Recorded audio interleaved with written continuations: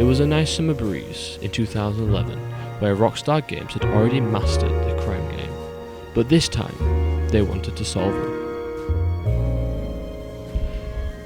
A different game to what was made by Rockstar before.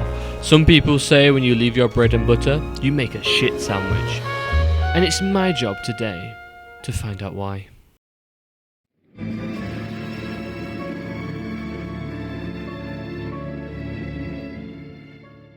I always thought of Noire as the youngest family member in the Rockstar open world family. You know, you have the cool older brother, slick back hair, motorcycle jackets. This is GTA. You know, you get to blow stuff up, steal cars, rob banks.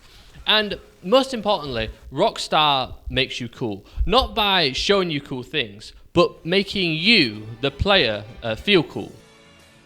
Then you have the middle child, the more stylized older sister, more cinematic, more put together. Stealing a horse turns into a spaghetti western. Robbing a bank turns into this amazing movie. And that, of course, is Red Dead Redemption.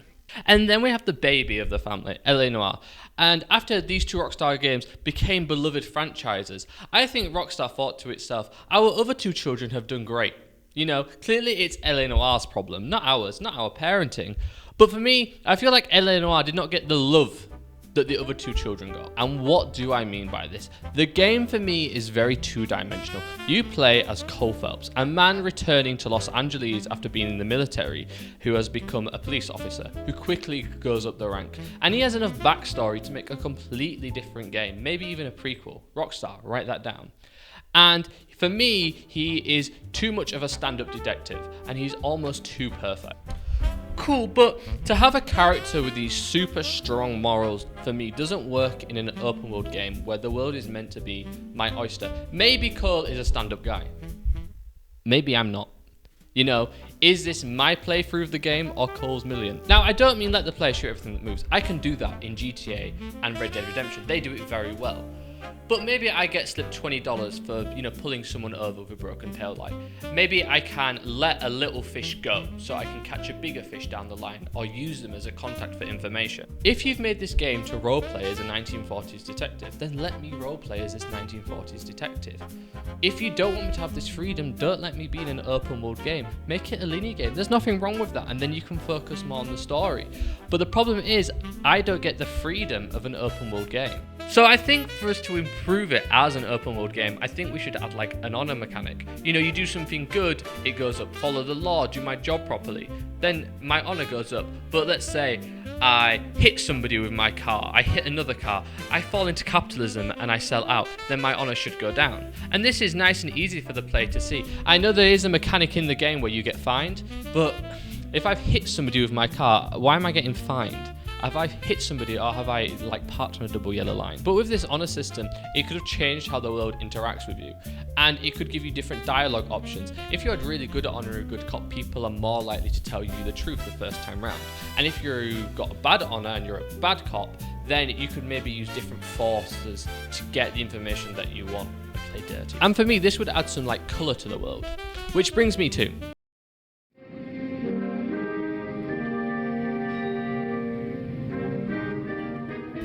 and why is that? It's empty. The worst part for me is how ironic it is. Like, Red Dead Redemption is literally set in a desert, and somehow it is the only metric that Noire can beat Red Redemption on. For me, this open world isn't here for the player to express themselves or explore. It is for me, Cole Phelps, to get from A to B, nothing else. And I feel like Team Bondi, you know, and in collaboration with Rockstar Games, knew this. So they tried to fix it by adding some unrelated crimes that pop up and many cars. And did it work? No, it didn't work.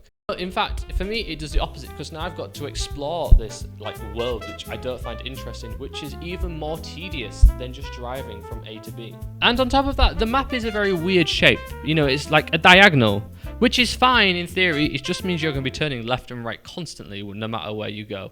And I don't think the shape of the map would have really mattered, because all of it just looks the same. And not because like the buildings look the same, but because Rockstar never gave me a reason to care about the details. If I say think of Red Dead Redemption, and I say think of Blackwater, think of Armadillo, think of tall trees, you can picture these in your head. I could not name one place in LA Noire off the top of my head, apart from Hollywood. And that's because I know the place, not the Rockstar game. And this isn't helped by the story.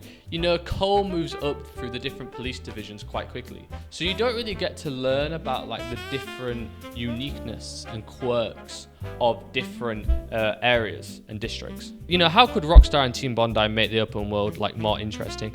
They could have like added different activities to do. You know, you could have had Cole take his wife or another lady to the dancing hall, or gone roller skating, or played board games. And if you want to argue that, you know, he's on the clock and on duty, then at the station he could, you know, listen to the radio, play cards, maybe watch other people do interrogations. And echoing the point from earlier, I don't think LA Noire should become, you know, like Red Dead Redemption or GTA, but it is still a Rockstar game at the end of the day, and it needs to follow the blueprints of the Rockstar games before it. Another way to make the game more interesting and make it feel like the player's own is customization. Let the player decide what Cole wears. I'm not saying let him wear, you know, a massive purple, you know, dragon costume through cutscene, like just changing the color of his tie, changing his suits, letting me, you know, put glasses on him. I know there is, you know, suits in the game, but there isn't many.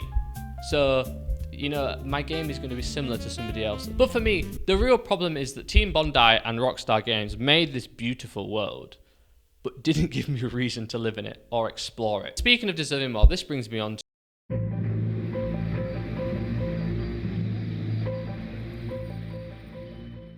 the missions for me follow the same structure. Number 1, you arrive at the scene. Number 2, you search for clues. Number 3, you interrogate people using those clues. And number 4, you go to a different scene and repeat the steps. Is it repetitive? Yes. Is that a bad thing?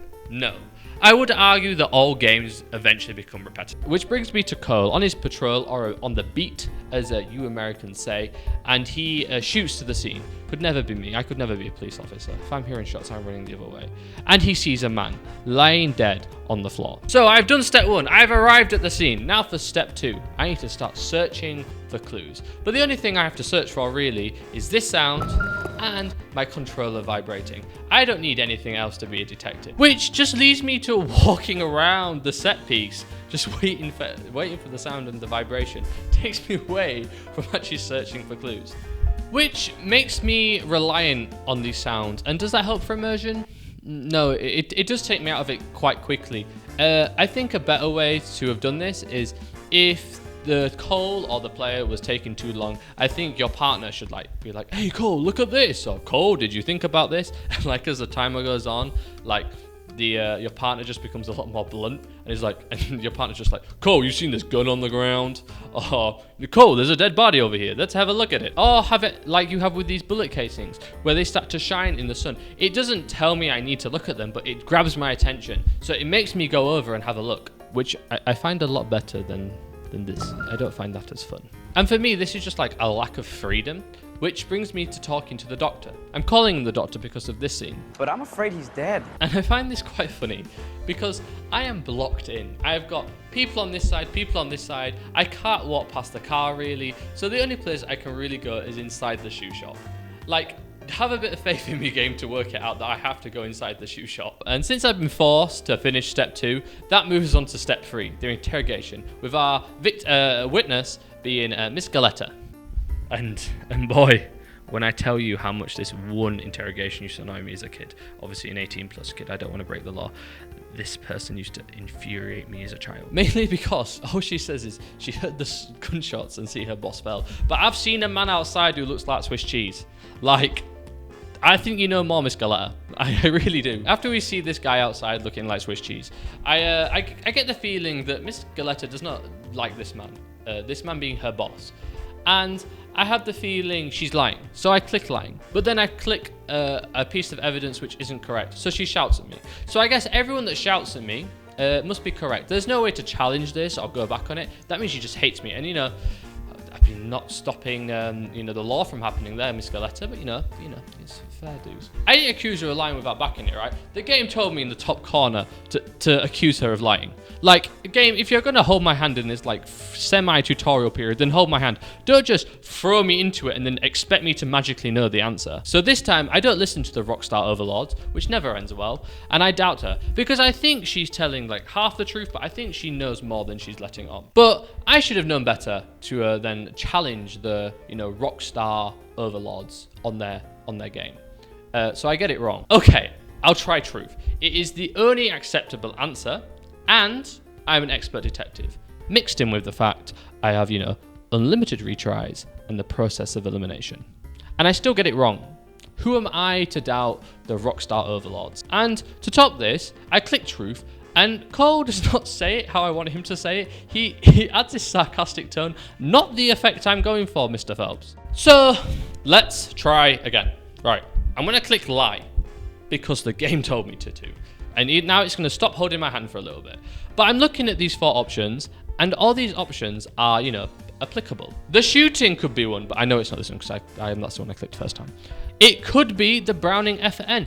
I might be asking her, since Cole is adding dialogue, is the gun your boss's? Is it yours? Have you seen this gun before? And you might ask me, as an expert detective, why is that important? Well, if the gun is, Mr. Gage's, then there's no point me running the numbers on it, and going to the gun store. Then there's the bullet casings. I might ask how many shots were fired to test her memory, because if she can't remember how many shots were fired, how do I know she can give an accurate description of what the perpetrator looked like? Even though she hasn't told me there was a perpetrator, but I'm grasping at straws here. But if you just stare into the book, you get told the answer anyway. Easy peasy, innit? Really? This isn't my game. I didn't pay the money for it. I paid for a movie. I didn't pay for it to play the game. This is a hard tutorial phase of the game with Rockstar just picking you up and dropping you down whenever, they think it's needed. And it's not helped by text like this, oh, it's your choice, do what you want, really. We're going to tell you what to do, but it's your game. Just tell me what to do or don't tell me what to do. Don't, leave me like this. You making me feel so insecure. And what's coming next? How can we improve on this tutorial? And for me, I think you should had it like Cole going through a boot camp, and it literally explicitly tells you what to look out for when people are lying, instead of learning on the job. I don't think this is something you can learn on the job as a detective. And honestly, this might be, a hot take. Get rid of the doubt button. I don't see the point of the doubt button. From my understanding, you click the doubt button if you know they're lying but you don't have evidence to back it up. Then get rid of that. Then get rid of me searching the scene. Just have it as a simulator of me sat down talking to people. There is no need to search for evidence. Then I could just doubt everything they say if I don't have evidence. But I do like collecting evidence, so please don't delete the collecting evidence scene, please. But we learned from the witness the suspect's name, Edgar Kalu. I don't know why you withheld this information, because for me, you were suspect number 1. But hey ho, this is where we go. And she's told us the jewelry store. So now we get to go for a lovely drive, thankfully a short drive through this beautiful city. And as we arrive, Mr. Kahu flees, but with some persuasion, we get him down to the station. With Mr. Kahu in the hot seat, he's definitely guilty. Call me biased. This man has shot this other man. I am so sure of it. But I can't translate that, into the game easily. And whilst talking to Mr. Kalu, we get the option of this, religious motivation, which I don't really like, because the reason we have this option is when Cole was speaking to the witness, and the witness had just seen her boss gotten shot, so he's inferring something from somebody who has just seen somebody die, which I don't think is the strongest piece of evidence, and also it's not evidence, it is more of a theory. And then if you click it anyway, he brings up money, so then we have to restart all the way from here. So after that, again, we are here with Mr. Kalu. I've said his name about 5 different times in this recording. I just can't get it right. And I use my intuition point, because I'm just lost for words. I've got no idea what I'm really meant to click. And I remember my free pass, the whole pass, the little cheat, phone a friend, the doubt button. Which makes me feel the game is like a train. Call the tank engine if you wanted. Which brings me to this. Chapter 4, The Detective on Rails. Because these missions are needed for the game to progress in a certain way, the missions become very concrete. A way to think of it is like The Simpsons, especially Homer Simpson. No matter what stupid stuff he does, by the end of the mission, you have to end the same way as everybody else. It doesn't matter if you arrest the wrong person or do the wrong thing, the mission has to end. One of my favorite YouTubers, Nakey Jakey, once spoke about Red Dead Redemption 2 and a metaphor with Lego. But for me, LA Noire is more like a train. No matter what you do or what you want to do, you will go through the game But because you're on these tracks, you are going to go the way that Rockstar and Team Bondi want you to go. There is no deviation. What do I mean by this? There's like no right or wrong. There's no consequences. You don't really know if you've done the right thing in the moment, which gives the player really poor feedback. Apart from like when you're told if you've answered questions right. But like I know that from the game, you're telling me that you're providing information I already know. For me, this shows up a lot in the next mission, driver's seat. It's set in a rail yard, you know, where Cole the tank engine lives. And there's been a butchering in a car. This is your first homicide case, and you determine that this man, Adrian, has been massacred in his own car. But there is a receipt for a dead pig in the boot, so, you know, let's maybe not jump to conclusions too quick and, you know, go tell his wife or anything. So after I told his wife, you know, being a good detective, I decided to snoop around this newly widow's house. And I find these matchboxes. So, cool, a new location. Great, that's a cool way to learn about a new location. And Adrian's wife, Margaret, backs this information about this club and says that he goes drinking there a lot with his friend Frank. So, and we found a name, so you know where we're going? The bar. And you know, I arrive at the bar, I'm ready to be the best detective ever. This morning, I've, you know, jumped to conclusions, I've upset a widow, I've snooped around her house, I've not supported her in these times, you know, I'm just being a stellar guy at the minute. We find Frank at the back of the bar, and after intense interrogation, I get 0 of the questions right. Now, in any other normal game, I would have to, you know, restart or try again. But I think in this game, I should probably go back, you know, to house and look for more clues. But the game doesn't prompt me to do that. The game just prompts me to stalk him and wait for him to go home, because we're on the Cole Phelps train, so we need to find out where this man is going.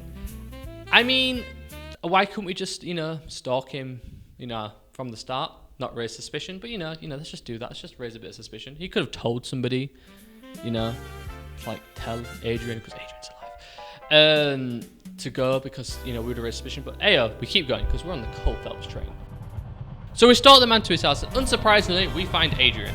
And there is actually 2 ways to find Adrian. You either get the interrogation right, and the guy tells you where to go, or you stalk him. Showing that the Cole Phelps train needs to get to the station, it doesn't care about what I've really done, it just wants the game to progress. But I feel like we should be forced to go back, you know, to the house to collect more clues, to build a stronger case, and use that idea from earlier, like with my partner saying, hey Cole, have you checked out this? Or hey, have you thought about asking the witness this instead, you know, when I try and get into the car to drive away.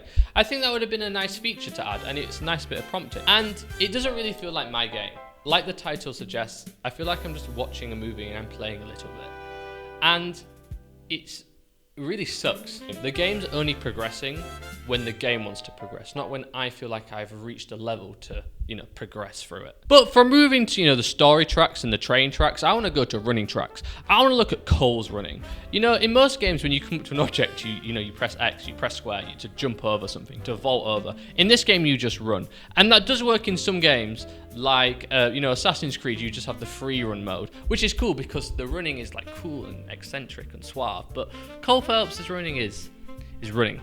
And because the game needs to be this cinematic masterpiece with the camera just locked behind the player, have the camera up if I'm not allowed to really run properly. Or I would like it if I have to like press a button, I know, shocker, to get over an object, and I have to press it at the right time. And if I press it too early or too late, Cole might stumble over, which might add to the, you know, the dynamics and the tension of the game, because I might not catch the perpetrator. For me, this would help get the game off the train tracks, because I feel like there's more choice for me to have control because I'm physically controlling Cole. There's nothing interesting about holding down W and shift. You know, it's not the most exciting thing in the world. LA Noire does do some stuff right, and that brings me to... And you'd think after, you know, like 20 minutes of like looking into this game and, you know, critiquing it, you'd think I hate this game. I don't. I really love this game. Actually, it is one of my favorite games. I can only play it once every few years because it has an incredible story that I remember. I can't, you know, play it and then wait a couple months and do it again because the story's still fresh in my mind. Which is one of its great attributes. Its story is incredible. There is enough story to make another story to the game, but the story that it provides is amazing.